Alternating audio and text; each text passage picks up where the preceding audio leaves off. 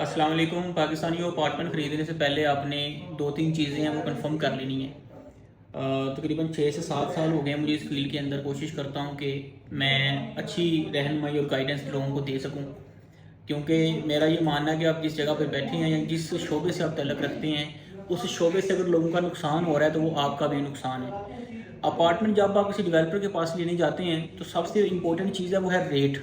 Apartment का rate क्या है? आपको बहुत सारे ऐसे डेवलपर हैं जो आपको ख्वाब दिखा के कि हमारी जो बिल्डिंग है उसके अंदर पता नहीं कौन सी ऐसी लेविश लाइफस्टाइल होगा, इसलिए हम आपको महंगे रेट के ऊपर दे रहे हैं। पिछले अगर 4 से 5 साल देखे जाएँ, ऐसी कंपनीज जिन्होंने 30-30 हज़ार, 40-40 हज़ार या 50-50 हज़ार पर स्क्वायर फीट के हिसाब से अपार्टमेंट बेचे, ये बोल के कि ये सर्विस अपार्टमेंट है, यहाँ पे 5 स्टार होटल आएगा।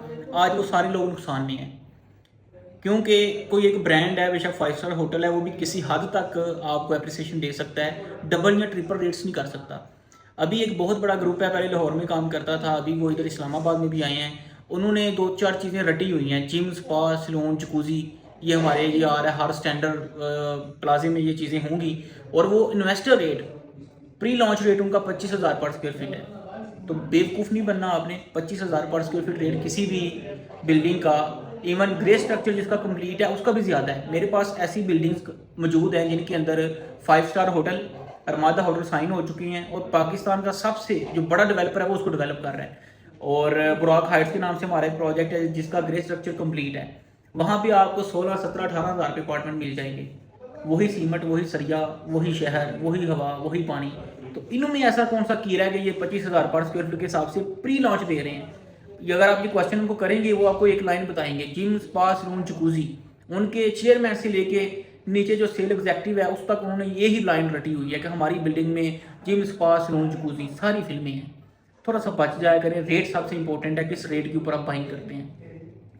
अच्छा, दूसरी चीज़ पे आ जाता है कि जब आप अपार्टमेंट खरीदते हैं तो उसके साइज़ को आपने ज़ेरे गौर रखना है कि अगर वो 800 स्क्वायर फीट का, अगर आपको वो अपार्टमेंट कह रहे हैं, तो जब वो आपको डिलीवर करेंगे तो वो 800 स्क्वायर फीट का नहीं होगा, वो 600 स्क्वायर फीट का होगा। उसमें से 200 स्क्वायर फीट वो सर्विस एरिया के माध्यम में कहेंगे जी इसमें आपका सर्विस एरिया आ गया, लिफ्ट का एरिया आ गया, सीढ़ियाँ आ गई हैं। तो ये आपने at the time of purchasing आपने उनसे पूछना है, और जो एक्चुअल डायाग्राम है वो देखनी है। एक इनके पास मैप होता है जिस पे ये सेल करते हैं, वो मैप नहीं देखना आपने। जो कंस्ट्रक्शन की डायग्राम होती है वो देखनी है, ताकि आपको अंदाजा हो सके कि सर्विस एरिया कितना है। सर्विस एरिया मैक्सिमम 18 to 20% से ज़्यादा नहीं होना चाहिए, ये भी मैं मैक्सिमम कह रहा हूँ।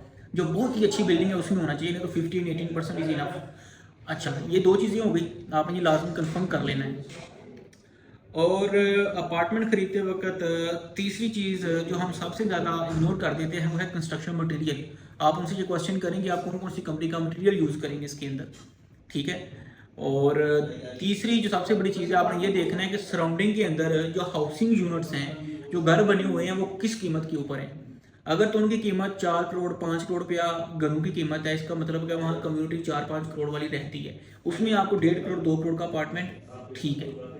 क्योंकि अपार्टमेंट में वो बंदा शिफ्ट होता है जो घर अफोर्ड नहीं कर सकता। समझ रहे हैं उस चीज़ को। जहाँ पे घर 10 करोड़ का है, वहाँ 1-2 करोड़ के अपार्टमेंट बहुत ज़्यादा चलेंगे, लोग रेंट पे भी लेंगे उस कम्युनिटी में रहने के लिए। और ये कॉमन सेंस की बात है कि जहाँ पे हाउसिंग यूनिट महंगे हैं वहाँ पे अपार्टमेंट्स की डिमांड ऑटोमेटिक ऊपर जाती है। लोग वहाँ रहने के लिए रेंट भी ज़्यादा पे करते हैं। ज़ाहिर है, जब मैं एक घर नहीं ले सकता 10 करोड़ का, जिसका जो रेंट है वो 5 लाख रुपया है, तो मैं वो एक अपार्टमेंट ले लूँगा 1.5 करोड़ का जिसका रेंट 60-70 हज़ार रुपया है। तो ये चीज़ है, वो ये छोटी छोटी चीज़ें जो ख्याल रखनी चाहिए आपको अपार्टमेंट खरीदते वक्त।